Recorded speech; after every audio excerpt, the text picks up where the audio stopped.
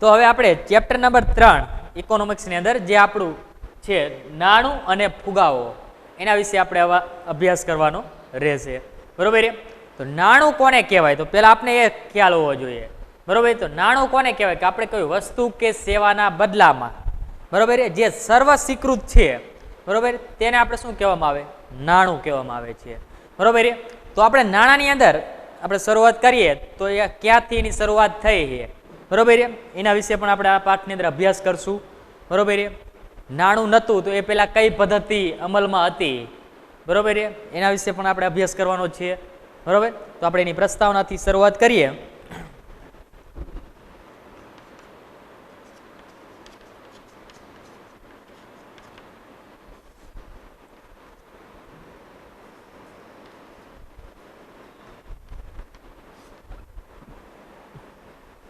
તો આપણે નાણાંની અંદર સમાવેશ પ્રસ્તાવનાની શરૂઆત કરીએ તો કે આપણે જોઈ શકીએ છીએ કે આર્થિક જગતમાં નાણું આર્થિક પ્રવૃત્તિઓમાં કેન્દ્ર સ્થાને છે, બરોબર. આપણે જોઈએ કે આર્થિક જગતની અંદર આર્થિક પ્રવૃત્તિ કોઈ પણ થાય તેમાં નાણું શું છે, કેન્દ્ર સ્થાને છે. અને આર્થિક પ્રવૃત્તિ કોને કહેવાય કે જેમાં નાણાંની લેવડ દેવડ થતી હોય ને તેવી પ્રવૃત્તિને આપણે આર્થિક પ્રવૃત્તિ કહેવામાં આવે છે, બરોબર.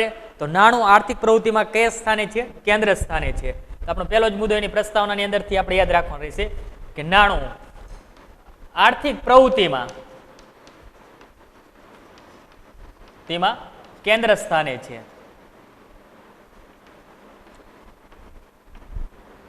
નાણું આર્થિક પ્રવૃત્તિમાં કયા સ્થાને છે, તો કે કેન્દ્ર સ્થાને છે. અને આજે વ્યક્તિને જરૂરિયાત સંતોષવા માટે વસ્તુ કે સેવા ખરીદવા નાણાંની જરૂર પડે છે. હવે તમારી જે જરૂરિયાત છે, બરોબર, એને સંતોષવા માટે એટલે કે એને પૂરી પાડવા માટે તમે શેની જરૂર પડે, તો આપણી પાસે નાણાંની જરૂર પડતી હોય છે.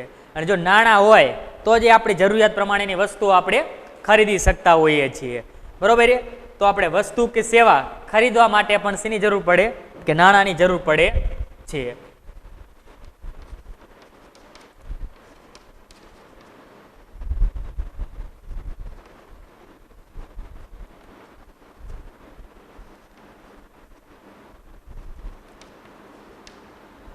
તો આપણે બીજો મુદ્દો યાદ હોવો જોઈએ કે વસ્તુ કે સેવા ખરીદવા માટે નાણાંની જરૂર પડે છે. તો આપણે આગળ જોઈએ તો પહેલો મુદ્દો આપણે શું યાદ રાખો કે નાણું આર્થિક પ્રવૃત્તિમાં કેન્દ્ર સ્થાને છે અને વસ્તુ કે સેવા ખરીદવા માટે પણ આપણે શેની જરૂર પડે, નાણાંની જરૂર પડતી હોય છે. તો હવે આગળ જોઈએ, નાણું વિનિમયના માધ્યમ તરીકે પણ ઉપયોગી છે. આ વિનિમયનું માધ્યમ એટલે શું કે આપણે વસ્તુ કે સેવા, બરોબર, લેવી એના બદલામાં આપણે નાણાં ચૂકવી તો એને શું કહેવાય, વિનિમયનું માધ્યમ કહેવામાં આવે છે, બરોબર. તો વિનિમયના માધ્યમ તરીકે પણ નાણું ઉપયોગી છે. તો ત્રીજો મુદ્દો આપણે યાદ રાખશું કે વિનિમયના માધ્યમ તરીકે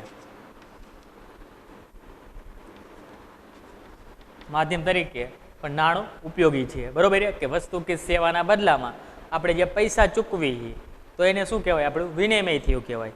ને હવે આગળ જોતા જઈએ કે મૂલ્યનું સંગ્રહ કરવા માટે પણ નાણું ઉપયોગી હોય છે. તો જે આપણે છે મૂલ્યનો સંગ્રહ માટે પણ નાણું હોય છે, મૂલ્યના સંગ્રહ કરવા માટે, બરોબર. તો આપણે જો વસ્તુ કે સેવા હોય કોઈ પણ તો વસ્તુ આપણે સાચવવી બહુ અઘરી હોય છે, બરોબર. અને વસ્તુ સાચવવા માટે એની માટે આપણે જગ્યા પણ જોઈએ, બરોબર, અથવા એની વ્યવસ્થા હોવી જોઈએ સરસ મજાની, તો આપણે વસ્તુઓ સાચવી શકીએ. પણ નાણું સાચવવામાં કેવું છે, સરળ રહે છે, બરોબર. એટલે મૂલ્યનો સંગ્રહ કરવામાં પણ નાણું ઉપયોગી છે, બરોબર. આગળ ભવિષ્યમાં ઉદ્ભવનારી જરૂરિયાતો ખરીદવા માટે પણ નાણું શું છે, ઉપયોગી બને છે. એટલે કે ભવિષ્યની અંદર કોઈ પણ આપણી જરૂરિયાત ઉદ્ભવશે, બરોબર, એ જરૂરિયાતો આપણે પૂરી પાડવા માટે શું કરી, નાણાંની બચત કરતા જઈએ અને ભવિષ્યમાં જે આપણે જરૂરિયાતો ઉદ્ભવી હોય તો એ જરૂરિયાતો આપણે બચત કરેલા નાણાં દ્વારા આપણે પૂરી પાડી શકીએ છીએ. તો ભવિષ્યની જરૂરિયાતો પૂરી પાડવા માટે ભવિષ્યની જરૂરિયાતો પૂરી પાડવા, બરોબર. તો આપણે આટલી વસ્તુમાં નાણાંનો આપણે ઉપયોગ થતો હોય છે, બરોબર. તો પહેલો જ મુદ્દો આપણે જોઈએ કે નાણું પહેલા તો શું છે, આર્થિક પ્રવૃત્તિમાં કેન્દ્ર સ્થાને છે. વસ્તુ કે સેવા ખરીદવા પણ નાણાંની જરૂર પડે છે. વિનિમયના માધ્યમ તરીકે પણ નાણું ઉપયોગી હોય છે. મૂલ્યના સંગ્રહ તરીકે પણ નાણું ઉપયોગી છે.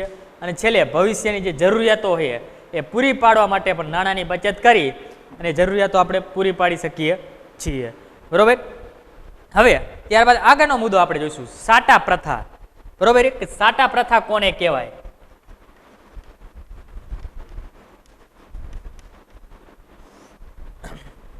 તો સાટા પ્રથાનો આપણે અર્થ જોઈશું કે વસ્તુ કે સેવાના બદલામાં અન્ય વસ્તુ કે સેવા મેળવવામાં આવે તો એને આપણે સાટા પ્રથા કહેવામાં આવે છે.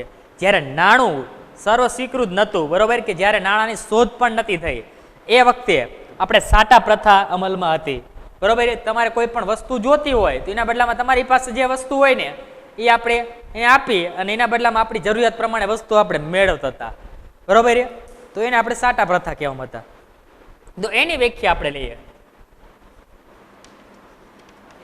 વસ્તુ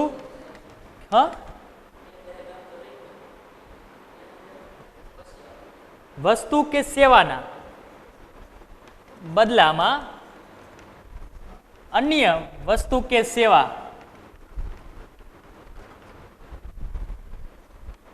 સેવા મેળવવામાં આવે તેને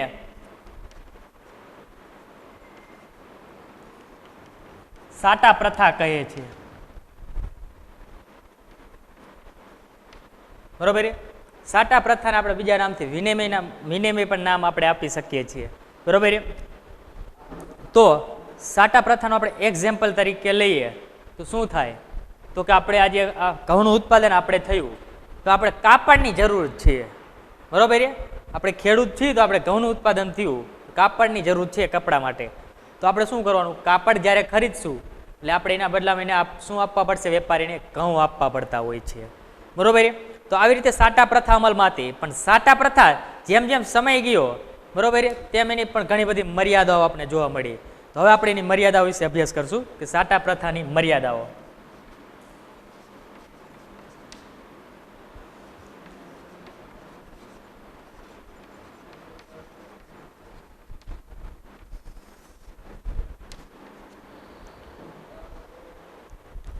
તો કે શરૂઆતના વર્ષોમાં ગ્રામ સમાજ વ્યવસ્થા, ખેતની પરસ્પરના વ્યવહારો તથા ખૂબ ઓછી જરૂરિયાતવાળી સાદું જીવન હતું. એટલે વસ્તુ વિનિમય પ્રથા દ્વારા માનવી પોતાની જરૂરિયાતો સંતોષતો રહ્યો છે, બરોબર. તો શરૂઆતમાં આપણે જોઈએ તો કે પહેલાં માણસોની જરૂરિયાત કેવી હતી? ઓછી હતી, બરોબર. એટલે તે ખેત ઉત્પાદનના સાધનો હોય કે કોઈ અન્ય વસ્તુ હોય તો એની જરૂરિયાતોનો મેળ બેસાડી શકતો હતો. પણ જેમ જેમ સમય ગયો ને એમ લોકોની જરૂરિયાત શું થઈ? વધતી ગઈ, બરોબર. લોકોની જરૂરિયાત વધતી ગઈ એટલે શું થયું? સાટા પ્રથાની ઘણી બધી મર્યાદાઓ આવવા માંડી, બરોબર. અને જેમ કે ખેડૂત ઘઉં ઉગાડી સ્વવપરાશ માટે ઘઉં રાખતો તથા વધારાના ઘઉં આપી ચોખા, કાપડ, ચંપલ મેળવતો અને ચંપલ બનાવનાર આ જ રીતે ચંપલ આપી અનાજ, કાપડ, ઘી વગેરે મેળવતો હતો. હવે ખેડૂત છે તો એને પાસે શું હતું? ઘઉં ઉત્પાદન કરતો, બરોબર, અનાજ ઉત્પાદન કરતો. હવે અનાજના બદલામાં એની જે જરૂરિયાત કેવી હતી? તો કે એની જરૂરિયાત કેવી હોય? કે કાપડની હોય, વધીને ચંપલ હોય અથવા કોઈ અન્ય ચીજ વસ્તુની જરૂરિયાત હોય.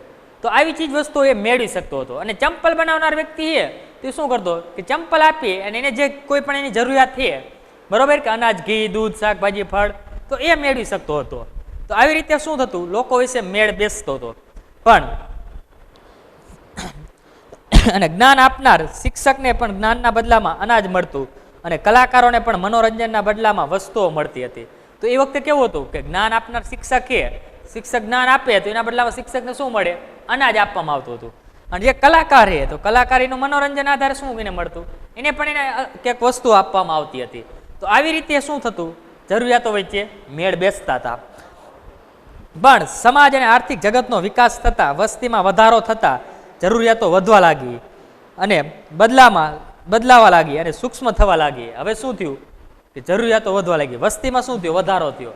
વસ્તીમાં વધારો થયો તેની સામે જરૂરિયાતો પણ કેવી થઈ? વધવા લાગી. જરૂરિયાતો વધવા લાગી એટલે શું થયું? વસ્તુઓ સૂક્ષ્મ બનતી ગઈ, એટલે કે નાની બનતી ગઈ, બરોબર, થવા લાગી. અને ઔદ્યોગિકરણ, શહેરીકરણ, શ્રમ વિભાજન અને વિશિષ્ટીકરણને કારણે સાટા પ્રથાની મર્યાદાવાળી બની, બરોબર. શેના કારણે સાટા પ્રથા મર્યાદાવાળી બની?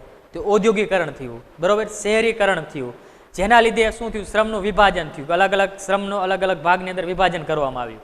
જેના લીધે આપણી સાટા પ્રથા હતી એને શું આવી? મર્યાદાઓ આવી, બરોબર. અને હવે પરસ્પર પ્રત્યક્ષ વ્યવહારો ઓછા થઈ ગયા અને જરૂરિયાતો વધુ થઈ ગઈ છે. હવે જે પરસ્પર બરોબર પ્રત્યક્ષ વ્યવહારો જે થતા હતા એ શું થઈ ગયા? ઓછા થઈ ગયા. શા માટે ઓછા થયા? કારણ કે લોકોની જરૂરિયાતો દિવસે ને દિવસે આજે વધતી ગઈ છે. બરોબર. પહેલા આપણે જોઈએ કે 100 વર્ષ પહેલા આપણા દાદા પાસે મોબાઈલ નહીં હોય. અત્યારે આપણે મોબાઈલ વિના ચાલે નથી ચાલતું. અત્યારે મોબાઈલ લેવા જવું તો કેટલા મણ ઘઉં લઈ જવા પડે. તો આવી રીતના શું થાય? એની સાટા પ્રથાની આપણે મર્યાદાઓ જોવા મળી. તો એની અંદરનો આપણે પહેલો જ મુદ્દો આપણે જોવાનો રહેશે સાટા પ્રથાની મર્યાદાની અંદર જરૂરિયાતોનો પરસ્પર મેળ બેસાડવાની સમસ્યા.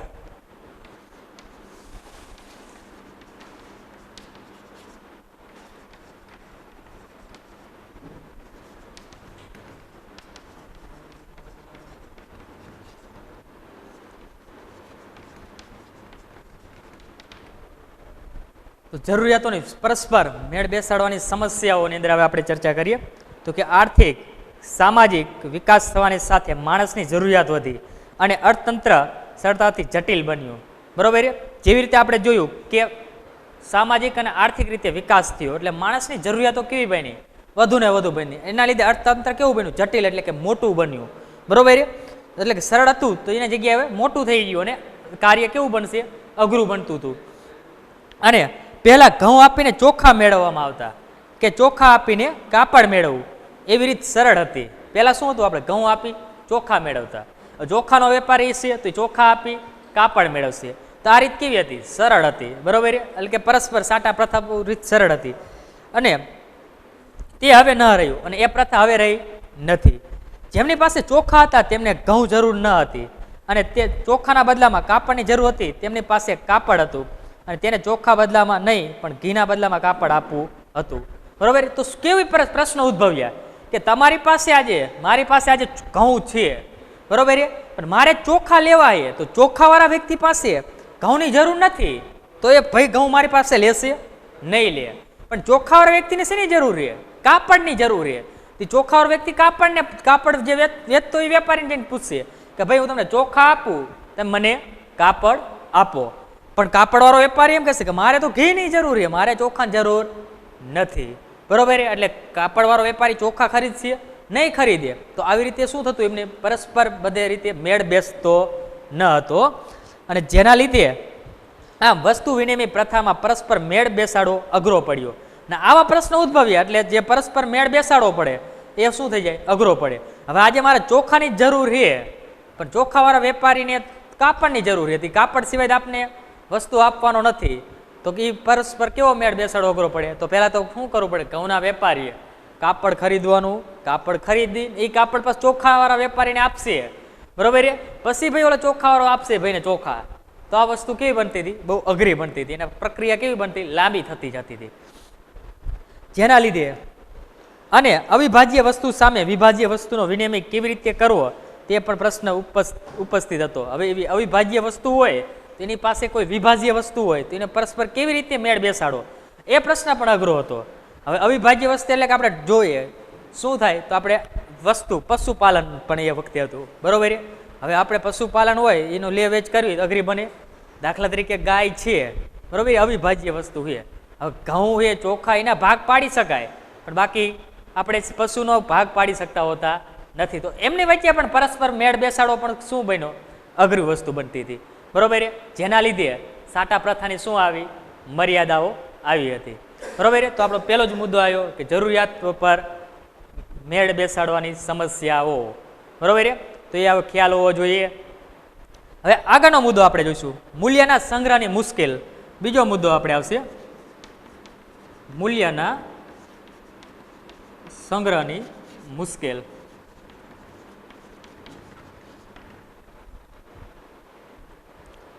તો કે વસ્તુ વિનિમય પ્રથામાં વ્યક્તિને મૂલ્યના સંગ્રહની બાબતમાં વ્યાપક મુશ્કેલીનો સામનો કરવો પડતો હતો. અહીંયા મૂલ્ય એટલે વિનિમય મૂલ્ય.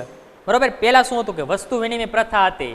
બરોબર. એ સમયે આપણે જે મૂલ્ય એટલે કે જે આપણું વસ્તુ હોય અનાજ હોય કોઈ પણ આપણે મૂલ્ય હોય વસ્તુ. બરોબર. તો એનો આપણે સંગ્રહ કરવો શું બનતો હતો? બહુ કઠિન હતો એટલે કે અઘરું કાર્ય હતું. બરોબર. એટલે કે મુશ્કેલ ભરો સામનો કરવો પડતો હતો. હવે ખેડૂત ઘઉંનું ઉત્પાદન કરી ઘઉંના બદલામાં ચંપલ કે કાપડ મેળવે પણ દિન પ્રતિદિન ઉત્પાદન અને ઉત્પાદકતા વધતા બરોબર, વધેલા ઘઉં સાચવવા કેવી રીતે એ પ્રશ્ન ઉપસ્થિત થયા. હવે ઘઉંનું ઉત્પાદન ખેડૂતે કર્યું તો એ શું કરશે, તો કે ચંપલ એ કાપડ એની જે જરૂરિયાત હતી એ મેળવી લીધી. પણ દિન પ્રતિદિન જે દિવસો જાય તેમ શું થાય, ખેતીમાંથી ઉત્પાદન વધતું જાય, બરોબર, નવું નવું ઉત્પાદન આવતું જાય. હવે તમારે કોઈ વસ્તુની જરૂરિયાત નથી તો એ વસ્તુનો તમારે શું કરવો પડે, સંગ્રહ કરવો પડે. તો એ વસ્તુ સંગ્રહ કરવો શું થાય, મુશ્કેલ રહેતો હોય છે. એનો સંગ્રહ કરીએ એટલે ઘણા બધા પ્રશ્નો ઉપસ્થિત થાય કે સડી જાય, બગડી જાય, બરોબર, અથવા સુરક્ષિત જગ્યા ના હોય તો પણ એ ઘણા બધા બનાવ બનતા હોય, બરોબર. તો ઘઉંનો સંગ્રહ થાય તો ભવિષ્યમાં ઘઉં આપી અને ફરીથી ચંપલ, કાપડ, ચોખા મેળવી શકાય છે.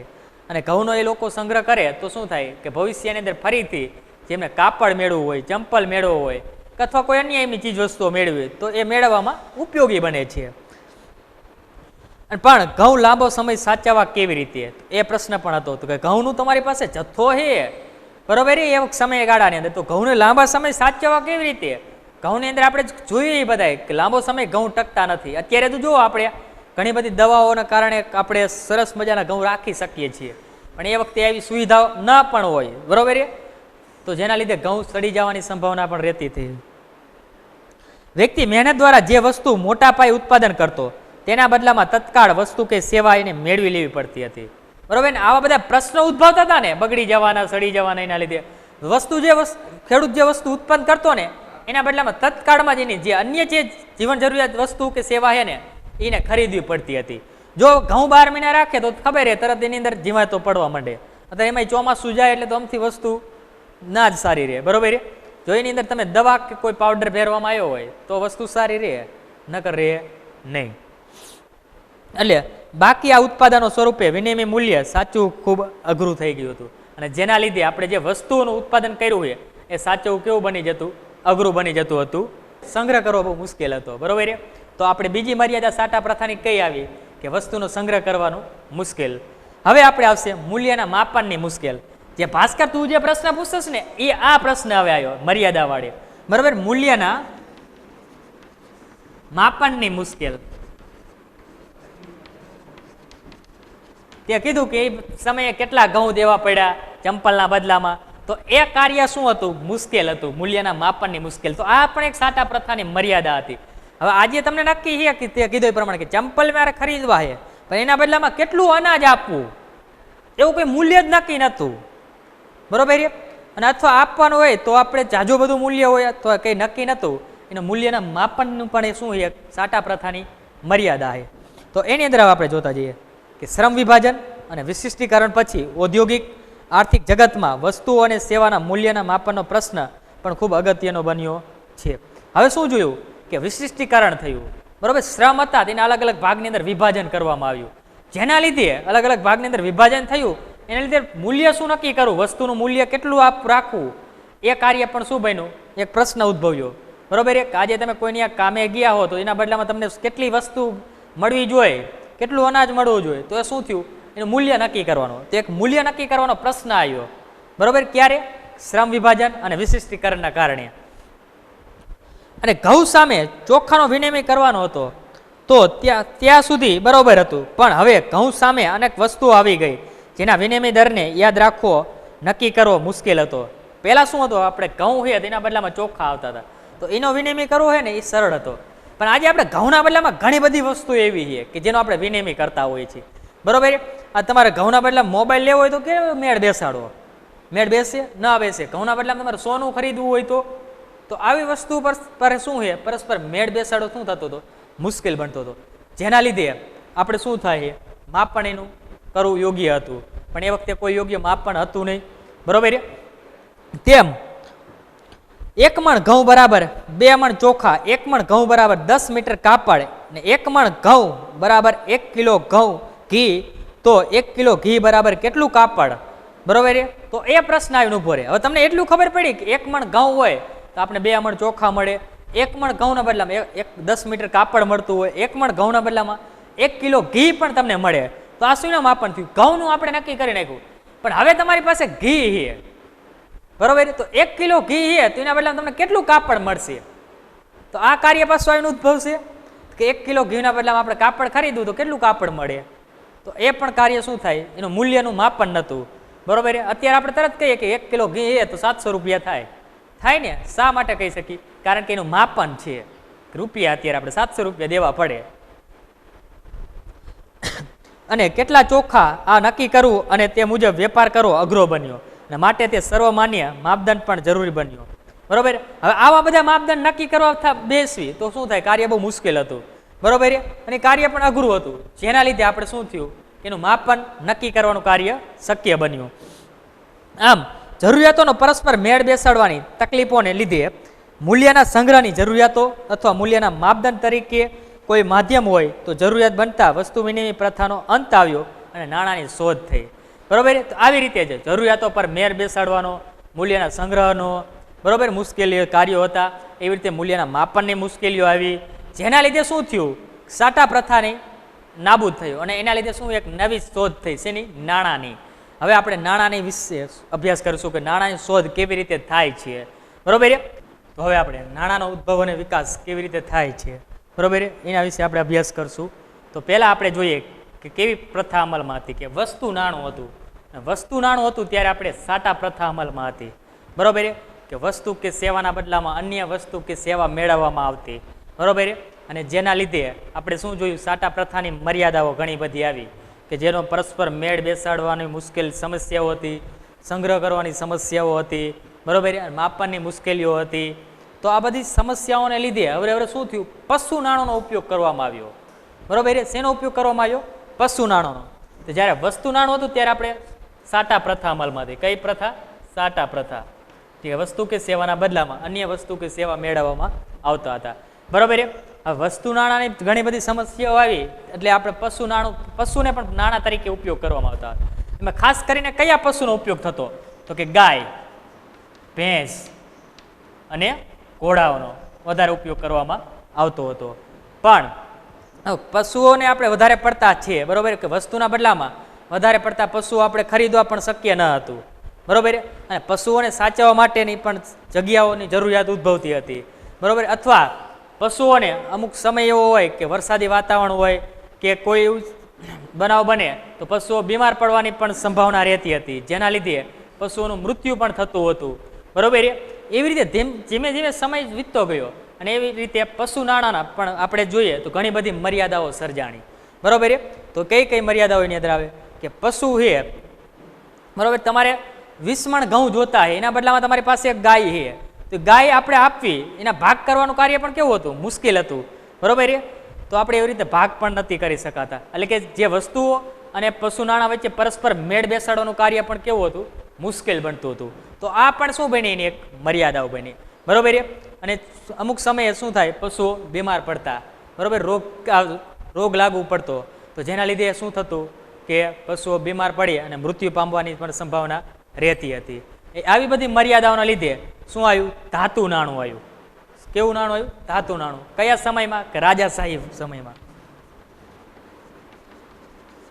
રાજાશાહીમાં ધાતુ નાણું આવ્યું. હવે ધાતુ નાણું કેવું હતું કે અલગ અલગ પ્રદેશો પૂરતું સીમિત હતું, બરોબર.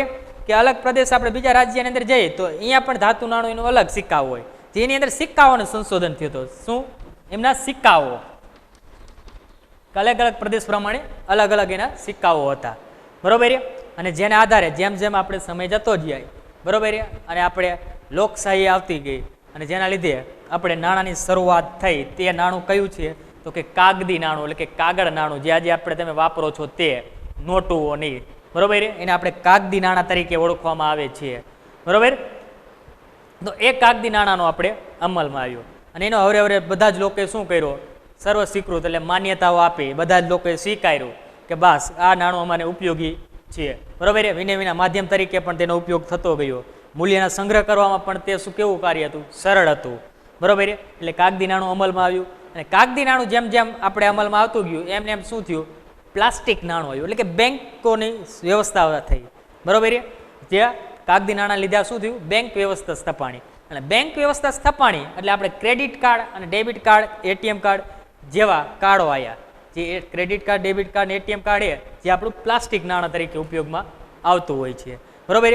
અને એની રીતે સમય જતો જાય અને છેલ્લે આપણે બેન્કિંગ નાણાંનો ઉદ્ભવ અને વિકાસ થયો, બરોબર છે, કે જે તમે અત્યારે ઓનલાઈન નેટ બેન્કિંગ વાપરો છો તે આપણે બેન્કિંગ નાણાં તરીકે ઓળખાય છે. તો આ તો આપણે બરોબર નાણાંનો ઉદ્ભવ અને વિકાસ કેવી રીતે થાય છે, બરોબર, જે આપણે 3 ગુણની અંદર પરીક્ષાની અંદર પ્રશ્ન પૂછાતો હોય છે કે નાણાંનો ઉદ્ભવ અને વિકાસ કેવી રીતે થાય, બરોબર. તો ખાસ યાદ રાખવાનું રહેશે. એને ખાસ આ ક્લોઝ તમને યાદ હોવા જોઈએ એના મુદ્દા. પહેલો જ મુદ્દો તમારે શું યાદ રાખવાનો, તો વસ્તુ નાણુંથી આપણે શરૂઆત કરવાની, બરોબર. વસ્તુ હતી જ્યારે આપણે સાટા પ્રથા અમલમાં હતી ને એ વખતેથી વસ્તુ નાણુંથી માંડી, બરોબર, વસ્તુ નાણું આવ્યું, એની અંદર સાટા પ્રથા આવી, સાટા પ્રથાની ઘણી બધી મર્યાદાઓને લીધે પશુ નાણું આવ્યું. તો પશુ નાણુંની અંદર કયા પશુનો ઉપયોગ થતો, કે ગાય ભેંસ ઘોડાઓનો આપણે વસ્તુ વિનિમય માટે ઉપયોગ કરતા હતા. પણ જે પશુઓ સાચવવાની કાર્ય, બરોબર, સાચવવાનું કાર્ય કેવું હતું, મુશ્કેલ હતું. અને પશુઓ, બરોબર, અમુક સમયે શું થતા, બીમાર પડતા, જેના લીધે મૃત્યુ પામવાની પણ સંભાવના રહેતી હતી, બરોબર. એટલે પણ પશુઓ સાચવવા એટલે પશુ નાણું પણ બહુ ઉપયોગી ન બન્યું. અને એની ઘણી બધી મર્યાદાઓને લીધે શું થયું, ધાતુ નાણું આવ્યું. કયા સમયમાં, કે રાજાશાહી શાસન હતા ત્યારે, બરોબર. ધાતુ નાણું આવ્યું એટલે અલગ અલગ પ્રદેશ પ્રમાણે શું હતું, કે નાણું અલગ અલગ પ્રમાણે, સિક્કાઓ એના અલગ અલગ હતા, અલગ અલગ પ્રદેશ પ્રમાણે, બરોબર. અને એના અલગ અલગ સિક્કાઓ હતા. અને જેના આધારે જેમ જેમ સમય આપણો થયો અને ત્યારબાદ શું આવ્યું, કાગદી નાણાંની શરૂઆત થઈ, બરોબર. જે કાગદી નાણાંની શરૂઆત થઈ એટલે એ નાણું બધા જ લોકોએ શું કર્યું, સ્વીકાર્યું, એટલે કે સર્વ સ્વીકૃતિ આપી, બરોબર. અને વિનિમયના માધ્યમ તરીકે પણ તેનો ઉપયોગ થતો, મૂલ્યના સંગ્રહ તરીકે પણ તેનો ઉપયોગ કરવો સરળ બન્યો, બરોબર. ને એવી જ રીતે આપણે કાગદી નાણું આજે પણ હજુ અમલમાં છે, બરોબર. અને જેમ જેમ કાગદી નાણું વધતું ગયું એમ શું થયું, બેંકોની સ્થાપના થઈ, એટલે કે બેંક વ્યવસ્થા આવી. બેંક વ્યવસ્થા આવી એટલે આપણે જે એટીએમ કાર્ડ કે ડેબિટ કાર્ડ કે ક્રેડિટ કાર્ડ હોય તો જેને આપણે શું કહેવાય, પ્લાસ્ટિક નાણાં તરીકે ઓળખવામાં આવે છે, બરોબર. અને પ્લાસ્ટિક નાણાં તરીકે આપણે ઉપયોગ કરતા થયા. અને આજે આપણે બેન્કિંગ નાણું, કે જે તમે ઓનલાઈન નેટ બેન્કિંગ વાપરો છો, બરોબર, કે ગમે એને આપણે પૈસા રિફંડ કરવા હોય કે કોઈને આપવા હોય તો 1-2 સેકન્ડની અંદર બેઠા બેઠા આપણે આપી શકીએ છીએ. તો તેને આપણે બેન્કિંગ નાણાં તરીકે ઓળખાય છે, બરોબર. તો આ વસ્તુ આપણે નાણાંનો ઉદ્ભવ અને વિકાસ. હવે તમારે બીજો એક પ્રશ્ન યાદ રાખવાનો, કે તમારે 2 માર્કની અંદર જ્યારે પણ પૂછાય ને પ્રશ્ન 2 ગુણની અંદર, કે વસ્તુના નાણાંના પ્રકાર આપો અથવા જણાવો, બરોબર. નાણાંના પ્રકાર, ત્યારે આપણે 6 પ્રકાર એની અંદર લખવાના, ખાલી મુદ્દા જ લખવાના. વસ્તુ નાણું, પશુ નાણું, ધાતુ નાણું, કાગદી નાણું, પ્લાસ્ટિક નાણું અને બેન્કિંગ નાણું. આ શું થયું, નાણાંના પ્રકાર કહો તો પણ આ આવે, અને નાણાંનો ઉદ્ભવ અને વિકાસ કોને, તો એની અંદર પણ તમારે આ મુદ્દા યાદ રાખવાના, બરોબર. તો આપણે નાણાંના અર્થની શરૂઆત કરીએ હવે, બરોબર, કે નાણાંનો અર્થ શું છે, એના કાર્યો શું છે, તેના વિશે હવે આપણે આગળનો પ્રશ્નનો અંદર અભ્યાસ કરશું, બરોબર. તો હવે જો કે માર્શલે એક વ્યાખ્યા આપેલી છે અને એક રોબિન્સને વ્યાખ્યા આપેલી છે. તમને જ્યારે પરીક્ષાની અંદર જેના વિશે વ્યાખ્યા પૂછે ને એના વિશે તમારે લખવી પડે, બરોબર. તમને જો એવું કીધું કે માર્શલે આપેલી નાણાંની વ્યાખ્યા લખો તો માર્શલે આપેલી જ લખવી પડે. અને જો તમને એવું કહેવામાં આવે કે રોબિન્સને આપેલી વ્યાખ્યા લખો તો રોબિન્સને આપેલી જ વ્યાખ્યા તમારે લખવી પડે, બરોબર. અને જો કંઈ કહેવામાં ના આવ્યું હોય તો આપણી ગમે બંનેમાંથી વ્યાખ્યા તમે લખી શકો છો, બરોબર. તો આપણે માર્શલે આપેલી વ્યાખ્યા લઈએ પહેલા. તો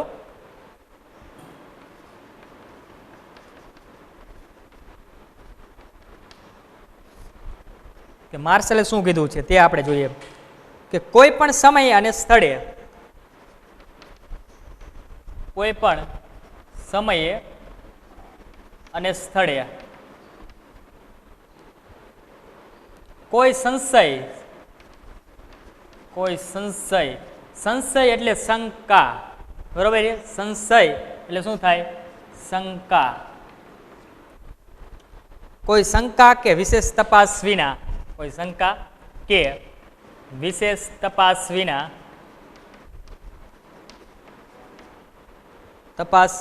વિના જેના દ્વારા વસ્તુઓ અને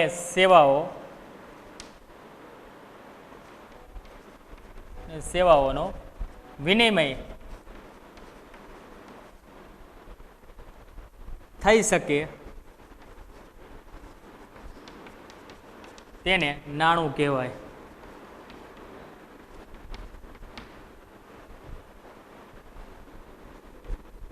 તો અહીં આપણે નાણાંની વ્યાખ્યા જે પ્રોફેસર માર્શલે આપણે આપેલી છે, બરોબર.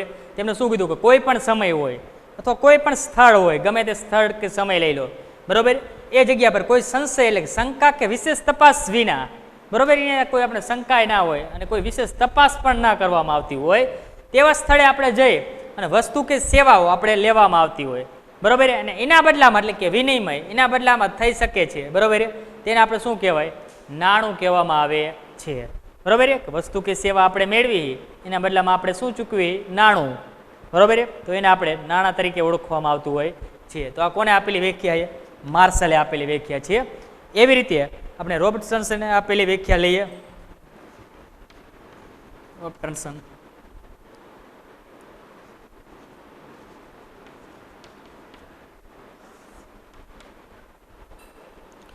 વસ્તુ કે સેવાના બદલામાં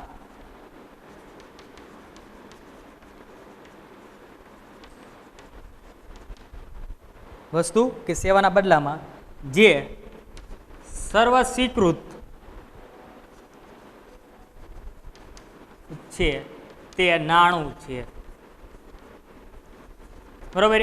હવે આપણે જોઈએ કે રોબર્ટસને કઈ વ્યાખ્યા આપેલી આપણે છે, બરોબર, કે વસ્તુ કે સેવાના બદલામાં જે લોકોને સર્વ સ્વીકૃત છે ને તેને શું કહેવાય? આપણે નાણું કહેવામાં આવે છે. આ તમે કોઈ પણ વસ્તુ ખરીદો હો તેના બદલામાં શું આપણે ચૂકવવામાં આવે?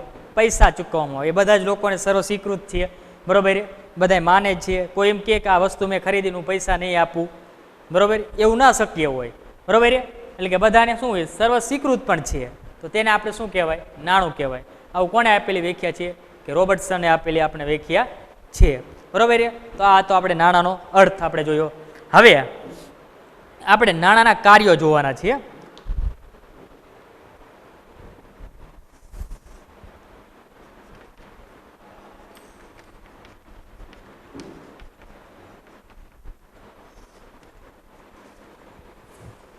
તો હવે નાણાંના કાર્યોની અંદર આપણે અભ્યાસ કરશું. તો પહેલું જ નાણાંનું કાર્ય શું આવે? કે વિનિમયના માધ્યમ તરીકેનું કાર્ય આવશે. કયું આવશે? કે વિનિમયના માધ્યમ તરીકેનું કાર્ય.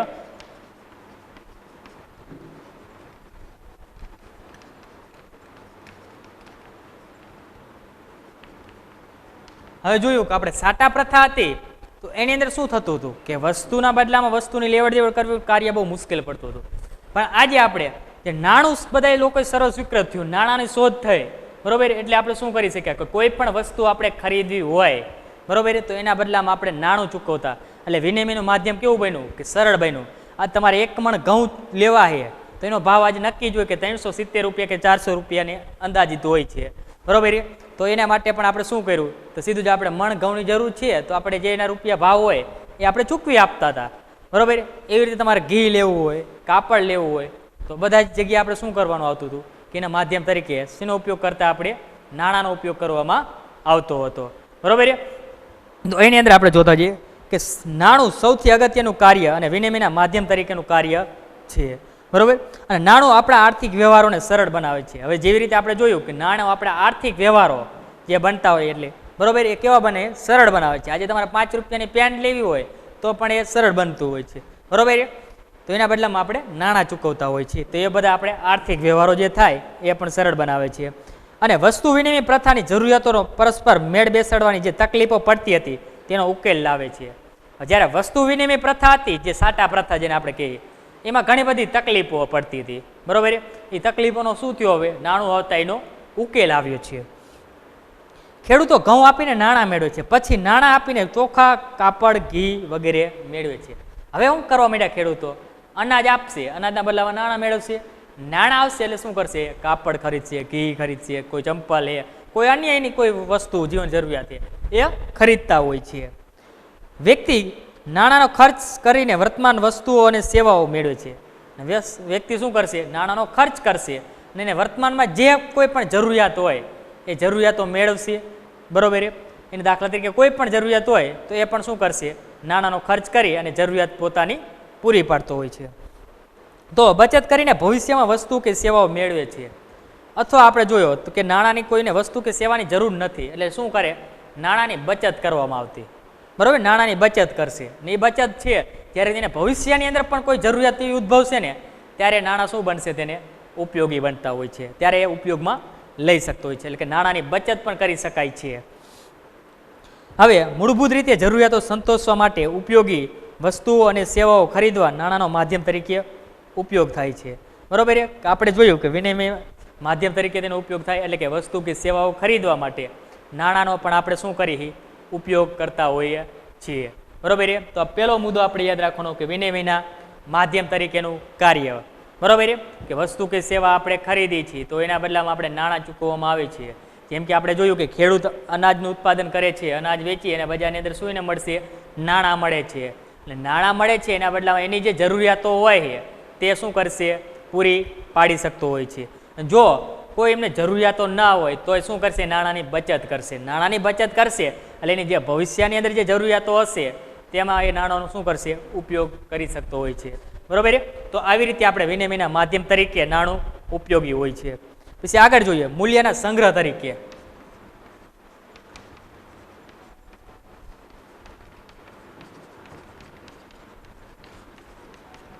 હવે મૂલ્યનો આપણે સંગ્રહ કરવો હોય તો કેવું કાર્ય બને, સરળ બને છે. પહેલા કેવું હતું, આપણે વિનિમય પ્રથા હતી, બરોબર, વસ્તુ વિનિમય પ્રથા, તો વસ્તુને આપણે સંગ્રહ કરવાનું કાર્ય બહુ મુશ્કેલ હતું, બરોબર. જથ્થાબંધ અને જગ્યાની જરૂર પડતી, વસ્તુ સાચવવા માટે એ વ્યવસ્થા હોવી જોઈએ તો વસ્તુ આપણે સાચવી શકતા હતા, બરોબર. પણ આજે આપણે મૂલ્યના સંગ્રહ કરવાનું કાર્ય કેવું બન્યું, નાણું આવતા સરળ બને છે. તો નાણાંની બીજી અગત્યની કામગીરી મૂલ્યના સંગ્રહ તરીકેની છે, બરોબર. અને જેમ વ્યક્તિને ઉત્પન્ન કરેલ વસ્તુઓ કે સેવા આપી અન્ય વસ્તુ કે સેવા મેળવતા, પણ ભવિષ્યમાં વસ્તુ કે સેવા મેળવવા માટે તેણે બચત કેવી રીતે કરવી તે પ્રશ્ન હતો. નાણાં દ્વારા વિનિમય મૂલ્યનો સંગ્રહ કરી શકાય છે. ભવિષ્યની અંદર જો કે એને વસ્તુ કે સેવાની જરૂર નથી, બરોબર, તો એ વસ્તુ સેવા એની પાસે જે અનાજ હોય તેને કેવી રીતે સાચવવું, બરોબર, એ પ્રશ્ન ઉદ્ભવતો હતો. પણ હવે અત્યારે નાણાંની આપણે શોધ થઈ એટલે શું થયું કે વસ્તુ કે સેવા આપણે વેચી દઈએ, એના બદલામાં આપણે નાણું આવે, નાણાંનો આપણે સરળ રીતે આપણે સંગ્રહ કરી પણ શકતા હોઈએ છીએ, બરોબર. અને નાણું આ બાબતમાં વધુ સફળ પુરવાર થયું છે. અને નાણું આ બાબતમાં શું થયું, વધુ સફળ પુરવાર થયું. પહેલાં આપણે જોયું કે પશુ હતા તો પશુઓ સાચવવા કેવા પડે, અઘરા પડતા હતા, બરોબર. તો એ પણ શું હતું, એક પ્રકારનું આપણી વખતે નાણું જ હતું. અને નાણાંના સ્વરૂપ મૂલ્યનો સંગ્રહ સરળ છે. અને અનાજ વેચી નાણું મેળવી નાણાં સ્વરૂપમાં મૂલ્યનો સંગ્રહ થાય અને પછી જરૂર હોય ત્યારે તેના દ્વારા વસ્તુ કે સેવા ખરીદી થાય છે, બરોબર. તો પહેલાં શું હતું, આપણે કે વસ્તુ હતું એનો સંગ્રહ કરવો મુશ્કેલ હતો. અત્યારે શું કરીએ આપણે કે વસ્તુ છે એ વેચી એના બદલામાં આપણે નાણાં મેળવી છીએ, બરોબર. નાણાં મેળવી અને આપણી જે જરૂરિયાતો હોય એ વસ્તુ મેળવતા હોય છે.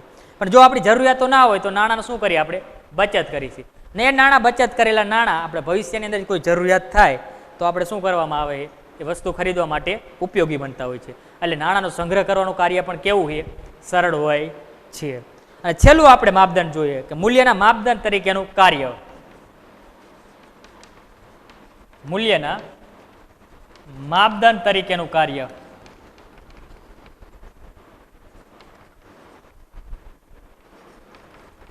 તો આપણે કુલ નાણાંના 3 કાર્યો છે, બરોબર. પહેલું વિનિમય માધ્યમ તરીકે, બીજું મૂલ્યના સંગ્રહ તરીકે અને છેલ્લે મૂલ્યના માપદંડ તરીકેનું કાર્ય આપણે જોઈએ કે નાણાંનું મૂલ્યના માપદંડ તરીકે અગત્યનું કાર્ય બજાવે છે. હવે આપણે જોયું કે નાણું એ મૂલ્યના માપદંડ તરીકે અગત્યનું કાર્ય બજાવે છે. હવે આજે તમે ઘઉં એ ચોખા એ કાપડ એ કોઈ પણ વસ્તુ ખરીદો ને તો એની અંદર તરત આપણે ખબર હોય કે આના 500 રૂપિયા છે, આના 100 રૂપિયા છે, આના 50 રૂપિયા છે. તો એ વસ્તુ શું થઈ, એનું મૂલ્ય થયું છે, બરોબર. તો નાણાંની અંદર આપણે એનું મૂલ્ય કેવું છે, સરળતાથી આપણે એનું કાર્ય સરળ બને છે. અને વસ્તુ વિનિમય પ્રથા, દરેક વસ્તુ વિનિમય મૂલ્ય યાદ રાખવું પડતું. અને 1 મણ ઘઉં બરાબર કેટલા મણ ચોખા, 1 મીટર કાપડ બરાબર કેટલા કિલો ઘી, બરોબર. આવા બધા પ્રશ્નો હતા ક્યારે, કે વસ્તુ વિનિમય પ્રથા હતી ત્યારે, કે 1 મણ ઘઉં બરાબર કેટલા કિલો ચોખા મળશે અથવા કેટલા 1 કિલો ચોખા બરાબર કેટલું ઘી મળે. તો આવા બધા પ્રશ્નો ઉદ્ભવતા હતા, જે આજે નાણાંનું કાર્ય આવતા શું બન્યું ગયું, સરળ બન્યું છે. જે એવા પ્રશ્નો હતા એ નાણાં આવતા એ કાર્ય શું કેવું બન્યું, સરળ બન્યું. હવે આજે આપણે ઘઉં લેવા હોય તો તરત જ કહીએ કે ભાઈ ઘઉંનો શું ભાવ, કે 370 રૂપિયા. હવે 370 થઈને બીજી માથાકૂટ આપણે ના આવે. ત્યારે કેવું હતું કે ઘઉં હોય તો ચોખા કેટલા આપવા, બરોબર. તો ઘઉંના બદલામાં ઘી મેળવું તો ઘી કેટલું આપવું. તો આ બધા પ્રશ્નો જે હતા એ નાણું આવતા શું થઈ ગયા, સરળ બન્યા છે. નાણાંને કારણે કિંમતોનું તંત્ર કામ કરે છે અને દરેક વસ્તુ કે સેવાઓ કિંમત નક્કી થાય છે, બરોબર. અને નાણું આવતા દરેક વસ્તુ હોય કે સેવા હોય એની કિંમત આજે જુઓ તમે નક્કી જ હોય. આજે તમે આ બજારની અંદર ડસ્ટર લેવા જાઓ ને તો એની કિંમત પણ તમારે શું હોય, નક્કી જ હોય છે, કારણ આટલા રૂપિયા ભાઈ કિંમત છે, બરોબર.